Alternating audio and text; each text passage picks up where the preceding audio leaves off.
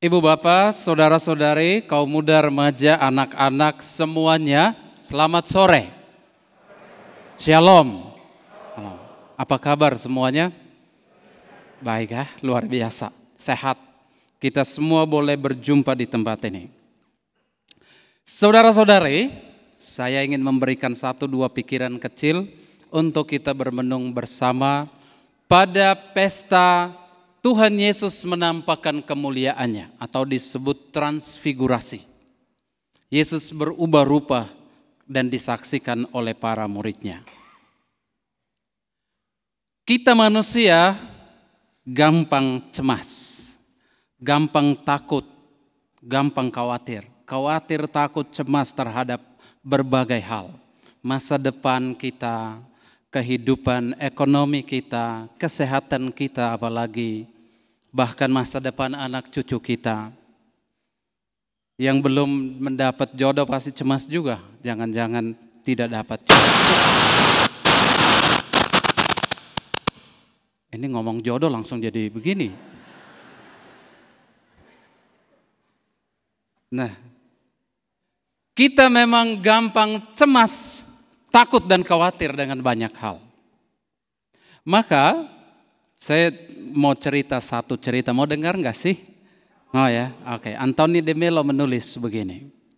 Pernah suatu saat ada wabah. Dia berjalan ke kota Damaskus. Di tengah perjalanan, kayaknya nggak mau gue khotbah nih. Udah ya, selesai aja ya, gitu.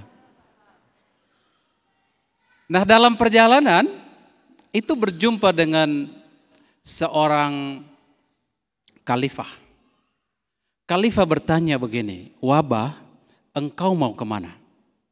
Lalu Wabah menjawab, "Saya mau ke kota Damaskus untuk merenggut 1000 nyawa. 1000 nyawa. Nah, lalu pergilah Wabah itu. Dan dalam perjalanan pulang bertemu lagi dengan khalifah ini. Lalu khalifah ini marah kepada Wabah ini, dia bilang begini, "Lah, kemarin kita jumpa kamu bilang hanya merenggut 1000 nyawa. Mengapa yang mati di sana itu ada 50.000 orang?" Lalu Wabah mengatakan, "Saya ambil 1000 saja. Yang sisanya itu mati karena ketakutan. Jadi saya tidak membunuh mereka. Mereka mati karena ketakutan." Begitulah kehidupan manusia yang sering takut. Hari ini kita merayakan pesta kemuliaan Tuhan. Yesus menampakkan kemuliaan Tuhan. Dan pesta ini sebenarnya sebuah peneguhan atas apa yang dialami oleh para murid dengan segala kekhawatiran, kecemasan, ketakutan mereka. Yesus tahu siapa murid-muridnya. Yesus tahu orang-orang itu dengan baik. Maka ketika dia menyampaikan anak manusia akan menderita, dibunuh, tapi dia bangkit pada hari ketiga, para murid tidak memahami pewartaan ini. Para murid tidak memahami cukup pewartaan yang dibilang oleh Tuhan Yesus. Mereka lalu menjadi cemas. Petrus bahkan katakan kepada Tuhan Yesus, dia bilang begini, "Sekali-kali hal itu tidak akan terjadi padamu. Saya ini yang akan mati bersama dengan engkau." Padahal apa?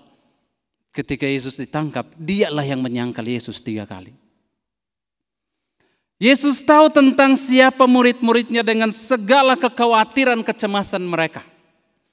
Maka pesta Yesus menampakkan kemuliaannya merupakan sebuah peneguhan kepada para murid supaya mereka tidak lari dari penderitaan, tidak lari dari segala bentuk tantangan, kesulitan yang akan mereka hadapi di dalam hidup.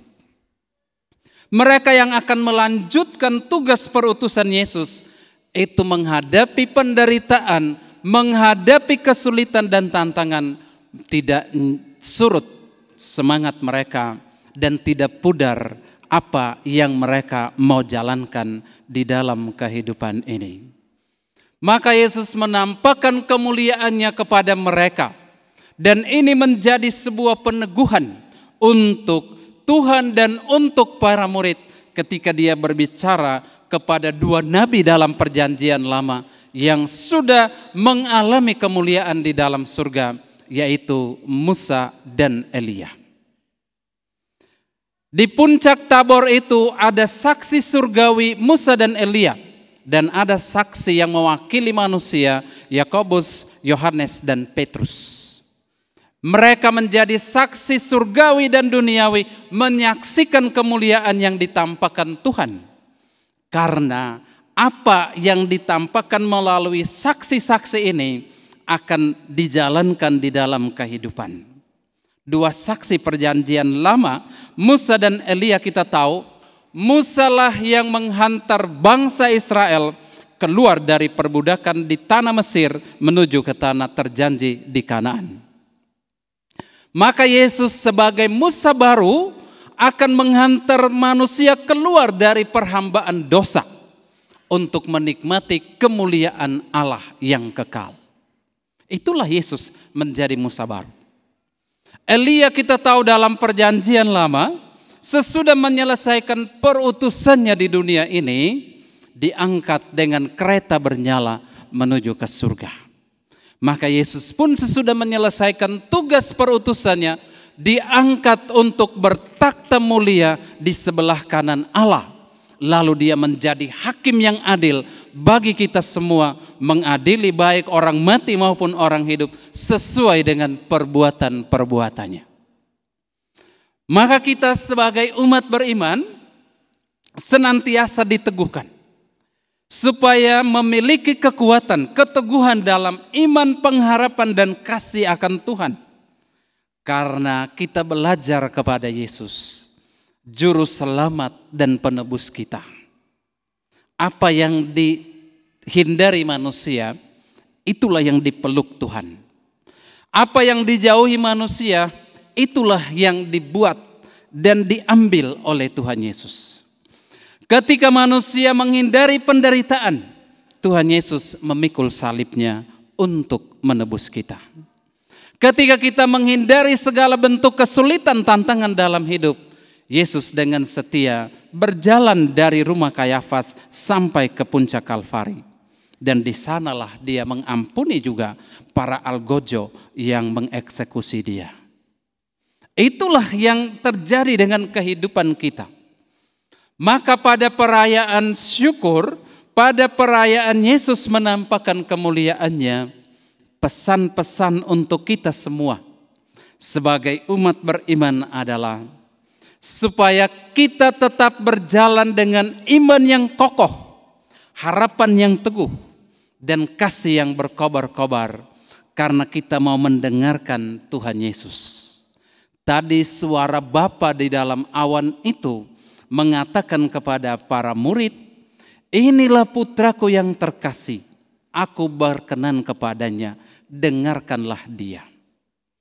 Maka Yesus mau mengajak kita, barang siapa mengikuti dia, mendengarkan dia, menuruti perintahnya, dan melakukan apa yang dikehendakinya, kemuliaan yang hari ini disaksikan para murid akan menjadi bagian dari kehidupannya sesudah pengembaraan di dunia ini berakhir. Itulah pesan warta kitab suci hari ini untuk kita, pesan dari pesta yang kita rayakan ini untuk kita. Dan selama kita masih berada di dunia ini, di dunia fana, dunia yang bukan milik kita ini, selama nafas masih dikandung badan hayat kita ini, dan selama kaki kita masih menginjak bumi ini, maka penderitaan, kesulitan, tantangan itu tidak akan pernah lepas dari hidup kita. Dalam bahasa Kristiani, semuanya itu dikatakan dalam salib Tuhan Yesus yang telah dia pikul sampai ke puncak Kalvari.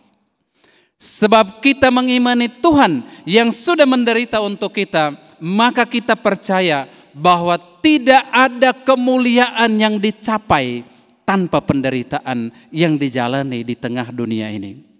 Tidak akan ada kehidupan kekal yang dicapai oleh manusia kalau tidak ada kematian badani. Dan tidak ada sukacita dan kebahagiaan surgawi didapat oleh manusia tanpa perjuangan terus-menerus di tengah dunia ini. Maka hari ini kita semua diajak untuk melihat Yesus sebagai sumber dan puncak. Dia yang telah menderita, dia yang telah disalibkan, bahkan dalam keadaan tidak bernyawa, lambungnya masih ditikam dan mengalir darah dan air kehidupan bagi kita semua.